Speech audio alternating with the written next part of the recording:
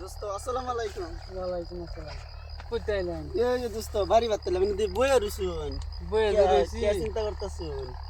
চিন্তা তো করতেছি, কোনোদিন লাগাই না হাইব্রিড আলু। হ্যাঁ এবারে হাইব্রিড আলু লাগাইলাম 5 বিঘা মারি।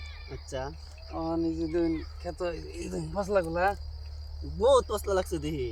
ওষুধ মশুদ দিছুন না? ওষুধ মেলা দিতেছি, কিন্তু আমি অতটুকু জানি না, নতুন মানুষ মানুষও এরম পাইতাছি না যে কি ওষুধ মারলে ভালো হইব আর কি।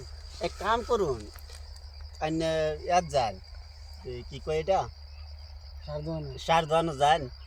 শিলপুর একটা বালা সার দোয়ান আছে, এর লগে আলোচনা করুন কি ওষুধ দে, বালা ওষুধ দিন না তো খেতে রাখতে পারতেন না, যে ফসলা লাগছে। এখন হেডে ভাবতেছি আজকে শিলবুড়ি যাম। আইনে কিনা রোন আছে না? হ্যাঁ আমার চেনা কি দোয়ান আছে, হেই চুরি আনেন নাকি?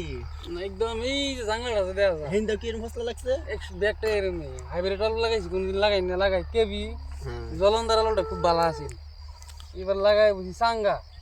এত এবার আইনের যেরকম অবস্থা দেখা যা, বহুত লস হয়ে যাবো। লস মানে আলু 60 টাকা 60 টাকা 60 টাকা কেজি, লাগাইছি তো 60 টাকা কেজি। এই হাস তো পরিয়াল টানাটানি জানলাম আমার কর্ণাটক আর কি।